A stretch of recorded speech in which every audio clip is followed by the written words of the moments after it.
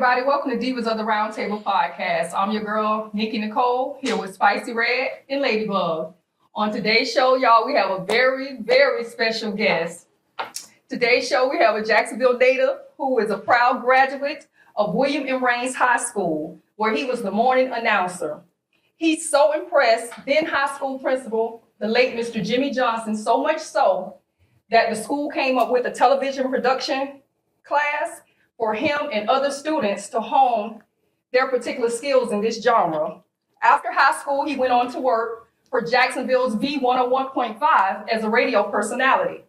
Since then, he has evolved into a social media influencer, one half of the Party Starters with Beanie the Maestro. He's an actor, activist, River City Youth Sports Living Legend Award recipient. He's a father, grandfather, and husband. You all, welcome to the show, Eugene White, better known as Gene.com. All right. I had to question who she was talking about. Thank you, ladies, for inviting me to your platform. I see you all's movement, and I like the direction that y'all are heading in. Thank you. Thank you. I appreciate that coming from someone like you. Yes. I appreciate it. Yes. I remember I met Gene years ago. We were working at Winn-Dixie grocery store on Edgewood, where I was a cashier. He was a bagger, man. We became fast friends. And I went on to go to Raines with him. And we both graduated class of 93 from Raines. And I remember after graduation, going down the street and hearing him on the radio. And it's crazy. I've never shared this with you, but I was so proud. I was like, that's my friend, that's my friend. I know him, And I just remember being so proud hearing you on the radio. Thank you. And hearing, you talk and, and how eloquently you spoke and everything. You made me proud to be your friend, proud to be a fellow Viking. And then just watching you through the years evolve as a man. Very, very proud. And so that's when we talked about getting this podcast going, man. I was like, we got to get Gene on the show, man. So, Thank you. I mean, this is actually like what we're doing. Back then, we were doing TV production. We didn't know anything about podcasting or anything like that. We just wanted to be in front of the camera. Truthfully, radio was never on my dartboard to do. I never even thought about radio. I wanted to do television. Okay. Yeah, my plans were, and they say if you want to make God laugh, tell him your plans. Yes. But my plans was to graduate from high school. I was going to go to FAM, major in communications, and I was going to go to California. I'm going to make it in Hollywood. I didn't do none of that. I didn't do any of that, but I'm thankful for the road that I did travel. And if I had to do it all over again, I would do it the exact same way because it made me the individual that's sitting here in front of you right now. Yes. I agree. Yeah, that's good. So what made you go into radio? Like, because you said it wasn't on your plans, it wasn't in your plans. So how did you fall into radio? Great. That's a great question. So I had a son at a very early age. I was 19. So my son was born right after we graduated. Okay. A year after we graduated. I'm a father. So, of course, I was doing the school thing, going to FCCJ at the time. I didn't go to FAM, decided to stay here. And then that was how the son came. Okay. And then me, because I didn't have a dynamic relationship with my biological father, I knew who he was, we kicked it from time to time. But when my son was born, I said, I didn't want to be what my father was to me. I want to be better. Yeah. So he became my blueprint to surviving and me thinking of him. I got a soul that I have to take care of. I have I took responsibility. So I was working different odd jobs and I landed a job at Airborne Express. Airborne is like back then it's like a FedEx, a UPS. And after doing a couple of years at Airborne Express, I started to deliver to the radio station. Okay, nice. And at the time, the radio station was on Balmore Circle. We was 92.7 and Hot 101.5 back then. And right by Sam's in that curve was where the radio station was. And so I was delivering there. And one afternoon, because we do deliveries, and then we do pickups. So you come to the same business. If they got pickups for you, pick them up and take them on back to the station, what have you. Well, one afternoon I was out there in the lobby. I bumped into, his name is William Barker, but he's Chill Will on the air. Okay. And at the time, the flavor unit was hot. And when I picked up on his voice and made my introduction, I just threw a pitch out there. I was like, hey, I listen to y'all every morning. I think the show is great. Y'all could use like a man on the street, someone that can tell you about the traffic. And immediately he was like, that sounds like a great idea. What time do you normally come? And so I said, I normally get here. If I have a package for you, I normally get here between 9 and 9:20. He said, when you come in the morning, have them buzz you back. He put me on the air the next day. Wow. That is great. Wow. Okay. Yep. And without any knowing the business of radio or anything like that, I just became a voice on the flavor unit. Okay. And then they offered me a job to be in promotions. And shoot, the rest was history. Wow, that is awesome. That's what I spoke about that on my private interview I did with the producers. And I said, I've never thought about giving up because every day you wake up, it's another day to do something better than you did the last day. So, and I say any given day, anything could happen. You never know. You could go in the mall and somebody could pick you up to be in a commercial that could change your life. And you was just making a delivery and just did a pitch. You heard the voice and you just, wow, that's awesome. I never knew that. That is great. That's a great story, a great testimony. Yeah. I just think if you would have never had the faith or the courage to just step out there and do it. Yeah. Just do it. And I'm gonna be honest, I was really just kind of playing with it. I just said it. Yeah. Because again, radio wasn't, I didn't know the business of radio, how it worked. I was like, nah, I'm gonna do TV. But at that particular time, if I could add some money to the bottom line to help me take care of this kid, Exactly. I'm going with that. Exactly. And it's gotta be fun. And just like with any industry, it has its highs and its lows. I've seen dark days in it and then seen some of the brightest sunshines in it. Right. Yeah. I love it because it gives me an opportunity to connect with the audience. Okay. And at least give some positive nuggets for the people that are listening. Yes. I agree. So tell us, how did you team up with Beanie the Maestro? So Beans and I, this is another funny story. Beans and I go back like YMCA. And, I wasn't holding a microphone in. He wasn't holding no headphones in or anything. Beanie has a cousin named Dallas. And Dallas had a garage and he would have like his console set up where Beanie would come over and play on the console or whatever. So one day he took me with him. I'm like, okay, he's starting to get a little, taking it seriously. Let's get in and let's make a couple of mixed CDs or whatever. So we did that and we would play the CD back just to critique ourselves. But then it was a time where Beanie kind of slowed down on the DJing. But me, I was still in radio and, I did the Come Together days, these different concerts. You're there actively building your brand. Yes. So it was one and Al Pete and I, we were doing, as I used to rock with Al Pete too, and still do, but we hadn't done anything exclusively in a long time. But back in this day, this was like the glossary was going on. We had that going on, Rewind Old School. Okay. To my brother, God bless his soul, Oregon Benjamin Reddick, he created, that was his brainchild. So we had a couple of things in the city going on. And one Funk Fest, getting back to your question, Beanie was just out there and about. And I told him, I was like, if you take this DJ thing serious, I think we can make a stamp in this city. And he did.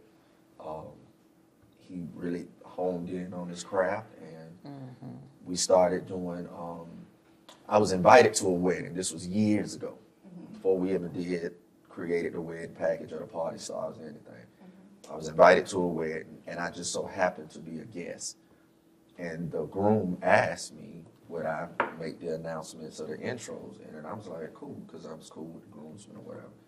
And I did it. And I sat there and thought about it. I was like, I could do this. And Then the wed package created. I was like, Beanie, come on, let's go. I got a concept. Let's do it. And then we started doing weddings, and then the parties just organically came. Yes.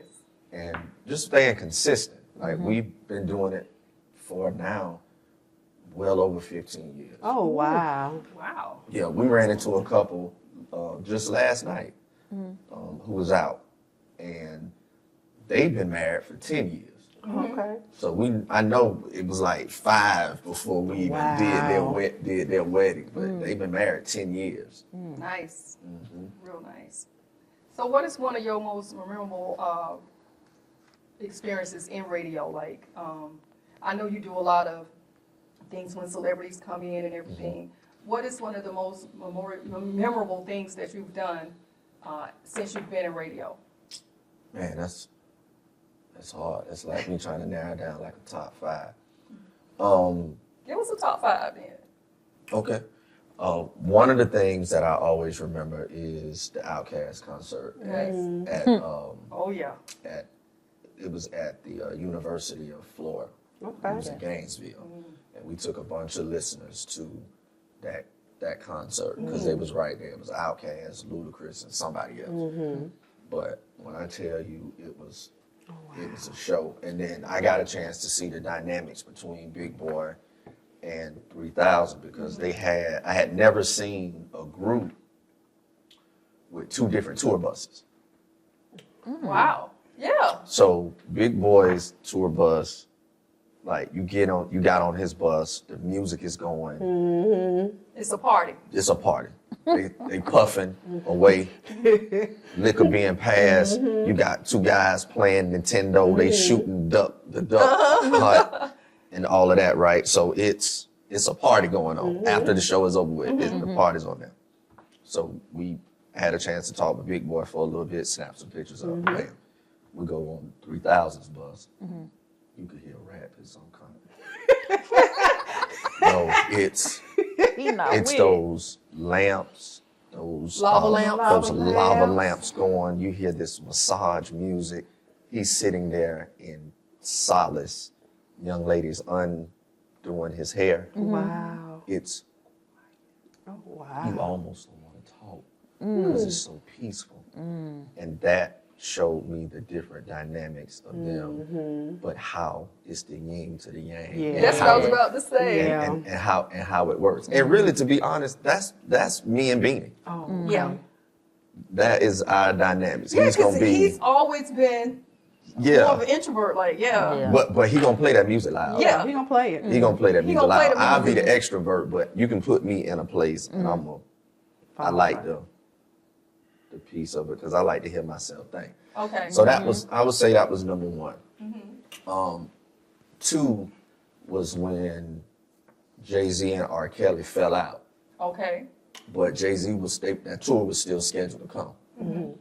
So Jay wanted to still give Jacksonville a show. So he came. But before then, they called a radio station to do an interview.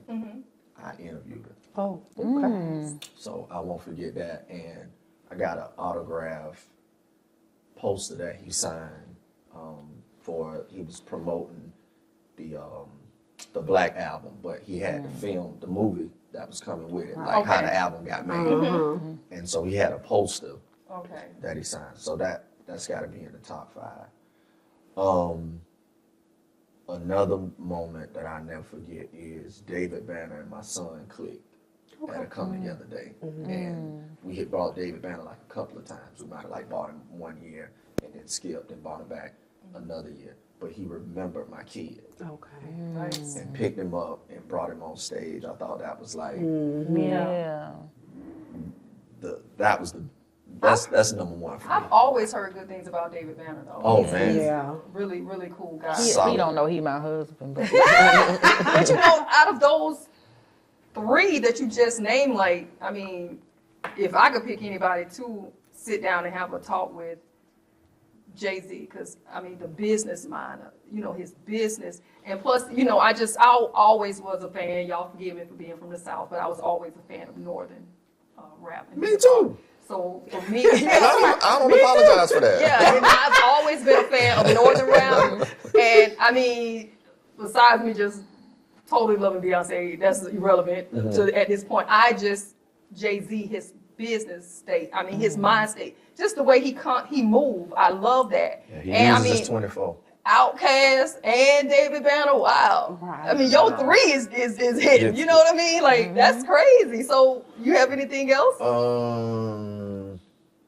I may think of something Okay. as we continue to converse. Yeah. But those are the things that really stick out for me because it was pinnacle Yeah. that at that time, especially being engaging as they was and polarizing as they are, to see that like up close and personal, you really not. And then we didn't have the phones, Right. Yeah. so you taking it out and you recording. You were there enjoying The moment. Yeah. the moment. You Like enjoying it was really socialization at its Right, finest because right. you're talking to people, It's and as you know where personal. we are in society now, we don't really have that. Everybody got their face in their Right. phone. If we're at an event, we got the phones up. Yeah. If we're at the restaurant, Got we your got the phones phones up. Yeah. You know, we just bought something new. We got the phones up. Yeah. So, you know, it's not a whole lot of contact. Kids are not really writing. I'm looking at your nice manuscript over there. You get these Thank kids to you. write this day and time. They don't know because they text us. Yeah. Yeah. Yeah. Yeah. True. And they abbreviate in text. Like, you even lazy in the text. Yeah. Right. WYD. Yeah. What you doing? Yeah. Instead of saying what you're doing. What are you doing? We ain't gonna Yeah. type it out. What you I doing? get those things all the time. Yeah, for So sure. let me ask you, do you get nervous? Do you get nervous? Absolutely. I'm nervous right now. When she said that, I said, he don't be nervous. Oh no. No. God. But it's a good thing for me. If I'm not nervous, I feel like I'm a bomb. Okay. I'm a bomb. If I don't feel no anxiousness or any type of nervousness, then it's just not real to me. I want to feel that. You Okay. think the nerves keep you on your toes? Keep Def- you sharp? Definitely so. But once, it's like with anything. People ask, like, when you doing those concerts, you don't be nervous? And I really can't see all of the people. Gotcha. So to me, when I'm in an arena, I'm standing in the mirror in the bathroom. Like Gotcha. I know that there's people there, but I can't really see in detail. I'm a lot more nervous if I got to speak in front of a group of 6 people. Because everybody see me there. Yeah. Yeah. Yeah. This you're man the was dressed sharp that Anthony Hamilton. He always be He sharp. was dressed sharp shoes, at shoulders. Anthony Hamilton. Size, he is coordinated. He probably be in the mirror like, okay, yeah, Man, that's gonna kill him. It was Anthony Hamilton, man. I couldn't come half stepping. I can't have y'all talking about me. He be together, eyeglasses, the hats. If I he can't don't have- step, he step all the way. I can't have y'all talking about me and be like, what you ain't got on? So now, Go ahead. the best advice for someone who wants to be in the industry, what can you give them? Shoot, don't be afraid. This industry, entertainment, period. Well, ain't not just entertainment. I'm not going to just narrow it down to that. Any industry, whether you corporate or what, could be cutthroat. Yeah.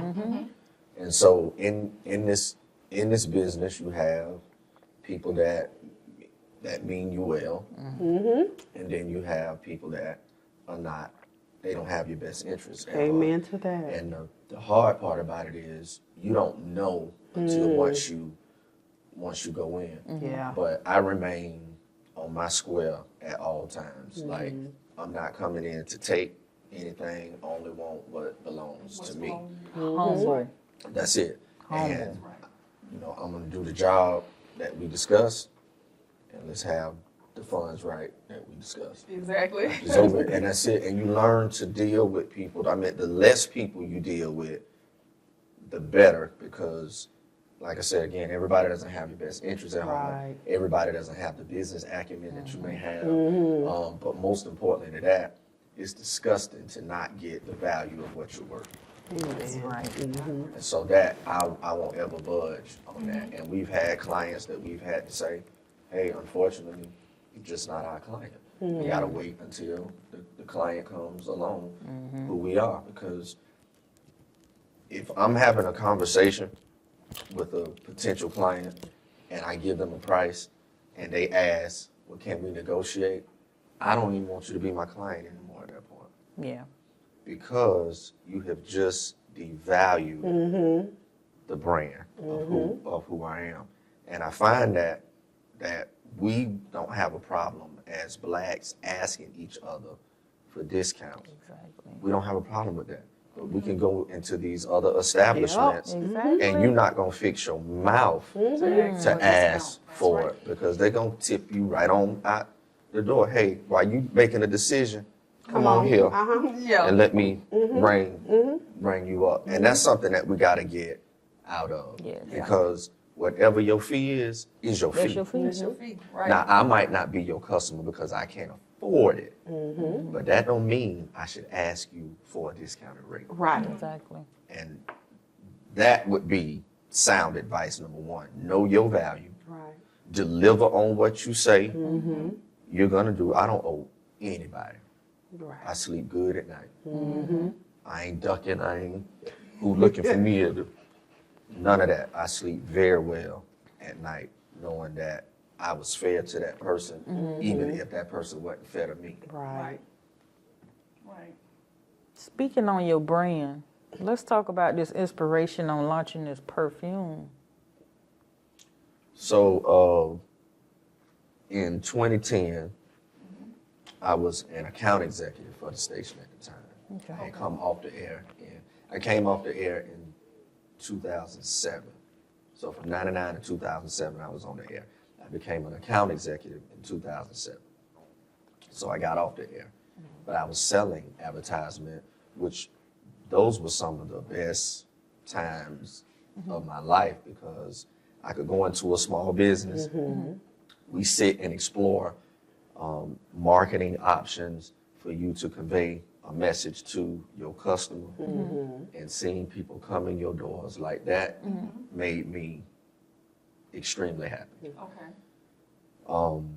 But you learn different sales techniques and different criterias of sales and being a fine salesperson to where I'm like, you know what, I could take this, what I'm learning, and apply it to something independently over Right. here. Yeah. So I thought about, I think I want to do a perfume. Okay.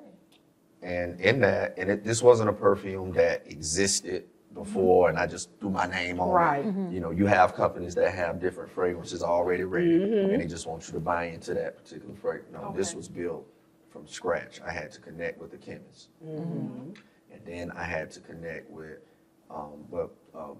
shout out to Tan Mayhew, she was my project manager. And Tan connected me with a chemist. And then she put together a whole focus group. Now, it took months of me smelling different fragrances and finding the right hint of this, mix it with that. Let me see, you know, different floral notes and stuff. Like, I learned a lot during the process. Then, once you narrow down the fragrance, now you got to think about packaging. What do you want that to look like? Yeah. What you want the bottle to look like? So, I had like maybe 6 different bottles. And the focus group narrowed it down to 4. And then the fragrance that was known as Dottie Perfume, the focus group selected that as the best one. And I took it to market. And it did very well. It did too well because I wasn't ready for how fast It was going. it was going. And so the first batch went like this. So now it's time to order Amen. order another batch. And so once that batch sold, things just got busier on the hosting side, the event side, and I kind of got further and further away from it. But it is my hopes to bring it back. Okay. Okay. Yeah, I Yeah, 'cause am. that's what one of the next questions was like. Are you thinking about doing a relaunch? So Yes. that'd be great to Okay. bring it back. Okay. Yes, yes, Well, I let am. me go back to this because we were talking about radio at first, and you say you came into the business in 1999. 1999 to now. What is your take as a radio personality on the music and how everything has kind of changed? Now we get into, I mean, it's all over the place. You know what I'm saying? It's, You don't it's just like, and with us understand being like old school hip hop, you know, because we were young, really, really young, when rap was in its infancy, and you know, stuff like that. And of course, we all grew up, I'm sure, in the Motown, listening to Motown from our parents and stuff, and listening to real music with real bands and things of that nature. And then we went into the crooners. You know, we grew up, we know old Luther with the curl and without the curl and all this old stuff. You know, so Luther. how do you see this music today? What do you think about as a radio personality? What do you think about today's music and what us and our children and, you know, people behind us got to listen to? Like, I mean, what we're being presented. We're definitely living in a different time Yeah. of music. These young people, they have their own language, they have their own rules and protocols. You know, the Bible talks about this. Like the generations that come, they're gonna be wise, but they're gonna be weaker. And so the music itself, like I think about artists like Chuck D and Brother J and even LL and Rakim and you know, they were conscious about what they spoke about, and they made us aware. There were a lot of teachable moments in the music that we were listening to. This generation more so is they're about the partying, how they party, what we expecting after the party. So it's different, and there is a lot of great artists that are out there. I think for me though, the biggest message is, and I even remember NWA saying it, Dr. Dre said it on an interview, what we do is entertainment. We talk about what's going on around us, but we're not actually doing those acts. Right. To me, that said, hey, forget the money. Let me let these kids know we're not really doing this for real. This is all entertainment, but it was a responsibility move. Yes. I think about when we was in the era where guys let their pants sag. Whoever the highlighted MCs was, the rappers or whatever, if they would have just got on there and say, hey, it ain't cool to sag your pants, we probably, you know, we wouldn't have went through that. It would have been influenced to say otherwise. Now, that's just my opinion. Yeah. I think now it's less responsibility because it's about the money. And then you got to understand, too, these record companies, they're not, you know, in the clear because they want to push that because it's a deeper agenda. If we can get as many people incarcerated. Free work, free labor. Free labor. Free Right, labor. so let's put that out there. My grandmother used to tell me, hey, what you listen to, it'll come out in your actions. Be careful what you input in here to come out in your action. And she had a valid point then, and she still has one now. Well, let me ask you this too.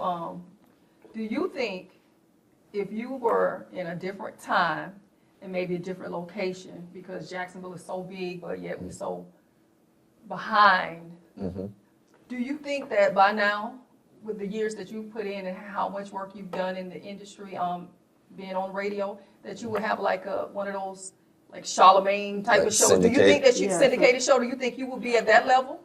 I do.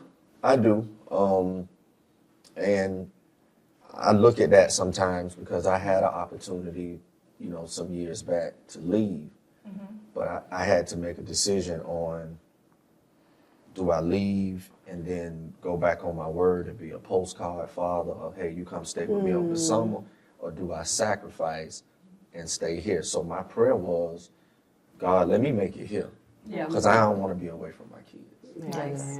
I'm gonna just use my talents here. So yeah, I could have explored that, and you know, never say never. You know, I don't know what's around the corner, but I know I wanted to finish the mission of raising my kid. Now I have a daughter that's coming up, and you know, I'm not gonna leave her either. So we're gonna make it work. What do you see? What do you think about Jacksonville's music scene, and as far as like how the city is growing, and do you see us growing as far as being able to produce good music talent?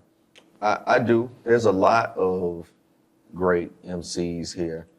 And some had the tenacity to take their talents and network in other areas, because you do have to do that. Yeah. You can't just stay, Right here. but you do want to own your home, because that looks good outside to other cities, whether you're traveling to Orlando, Atlanta, LA, New York, Carolinas, wherever. It looks good to have a base at home. Right. But you do want to go in other areas, because that's how your music and your brand of who you are is going to spread. I tell cats all the time when they are presenting me music or sending me music, well, what's the next step? The next step is to grind and get this piece of music in front of as many faces as you possibly can. And you don't have to just focus on here. You got Tallahassee up the road. Right. You got Daytona up the road. You got Orlando up the road. You got Miami down the road. Like, you could go from here to here to here and then have a base in your region Okay. and live independently happy. Yeah. For people getting your music. There are artists that they know where their fan base is. They go and get the venue, do their own shows, sell their own tickets, promote their own merch, and they fine. This is what they do, and they're traveling from here to here to here. You may not see them on your television, but you hear them on your Spotify or your Pandora or what have you, and they're out there doing shows in other areas, making a decent living. I remember we used to have that show, Come Together Day. Do we have anything of that nature going on in Jacksonville? No, Come Together Day, and that was an event that was created by the people of the community, where they would do it at JP Small Park, and then they utilize downtown, and they would get local artists to come in and perform. And then once the radio station, the corporate entity, got whiff of it, they then purchased it, licensed it, and then threw the shows for it. And I think like the first 2 years they did it for free, and then they started charging like $10. And people was like, "No, it used to be free. This. But the different artists that were being brought were bigger artists, Right. So it was like it was $10 for you to see a T-Pain who was just coming out, and then you bring a Nick Cannon in with that, put Goody Mob in there somewhere. You bringing these people, like Brandy has been here, Come Together Day. Monica has been here so many times for Come Together Day. Like these different artists that came, Master P, that came through the city and giving the city an opportunity to see them for $10 or $12 or whatever it was. I thought that was a good deal. What happened was the climate changed. Okay. And when things got a lot rough and neighborhoods started having these different beefs, and it made it unsafe to put people in the park without having so many police officers. Right. So the money that you made, it went to paying the police, it went to paying the fire department. So it becomes, now it's not worth doing it. Yeah. Okay, so we only have a few more minutes left. I want to get into something personal real quick. I know you mentioned your son Desmond earlier, and I know you lost him to violence.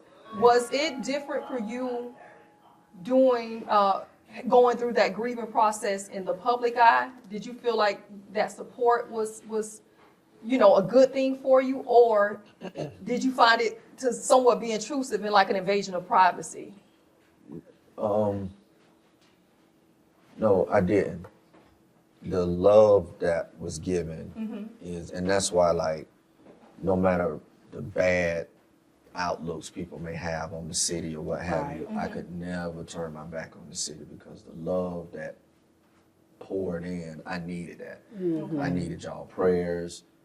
I had never experienced anything like that before, and it's the type of tragedy that it just doesn't fade away after 5 years. Like it's been 5 years, but to me it feels like it happened 15 minutes ago. Yeah. So the intrusiveness part came, to be honest, a lot from the media. The media was very, because they wanted a story. Yeah. And I wasn't gonna parade his death around like it was this token Mm-hmm. of sympathy or well, let me just use this because I want to get on every single TV camera. That I ran from that. Yeah. I ran from that. I didn't answer any questions. They even called. I remember. I don't know how they even got my phone number, but if they wanted, they can get it. They called during the repast. Oh. I'm sitting at the repast, and the news called and wanted to get a story on it. I felt like that was intrusive. Oh, yes. But the love that was given, Okay. I wouldn't have made it if it wasn't for the love. That's good. That's good. I'm glad you had that support from the community. So before we get out of here, y'all know every show we do an end with 10, and we're gonna do an end with 10 real quick with Gene. Gene, we're gonna shoot 10 rapid fire questions at you. Oh boy. And here we go, my brother. Start off spicy. Favorite holiday? Favorite holiday? That's tough. Juneteenth. Nice. Good one. Dream vacation destination? I've never been to Spain. Okay. Michael Jackson or Prince? Man, that's hard. That's a tie. It's hard because they both mean the world to me. Right. What, do I take a shot if I don't answer the question? I can't. That's tough. But I'd have to say, I'm connected to both of them. But give me Mike. Okay. Here's one. What's your zodiac sign? Aquarius. What is your favorite color? I don't have one. Oh. Number of tattoos? Oh shoot. I see a few. I see a few. Okay. Oh, So wow. like 6. 6. Okay. Okay. Okay. You can only play one CD during a road trip. What are you gonna play? Dang man. I got in my head what he gonna say. It's tough. Okay. If I'm road trip, I only got one CD. One CD. Not 3. Not 3. One One. CD. On repeat. Give me Notorious B.I.G. Ready to Die. See, I was thinking Goody Mob. I was thinking Outkast, Southern Playalistic. What is your favorite food? Seafood. Okay. What are you most passionate about? Speaking life into individuals. I know that's right. And something you're most thankful for? Life itself. Amen. This is the best time to be alive right now. Amen. All right. Amen. So there you have it. There's Gene.com's End with 10 here with Gene. Man, Gene, we appreciate you being here. Thank y'all for having me. Just shout out real quick, let the people know where they can find you. Easy. I ain't hard to find it all. Instagram, Gene, DOTCOM. R&B Bingo on Tuesdays. Starting June 26th, we're gonna kick off the midday lunch rush on Wednesdays at Indulgence. Fridays is the live bar. Saturdays we're probably doing somebody wedding that you know and or retirement party that you know. Sunday's the skate station. All right. All right. So there you have it. You guys, we appreciate y'all for tuning in on Divas of the Roundtable podcast. I'm your girl, Nikki Nicole. And don't forget, if you think about anything with positivity, love, and moolah, think about me. If you on the road and you see that FedEx truck, think about my girl, Spicy Red. And if you get that call from the school telling you to come pick up your badass kid, think about Ladybug. She's been teaching for 26 years. Oh, Y'all be man. blessed. Yes, Have a good sir. one.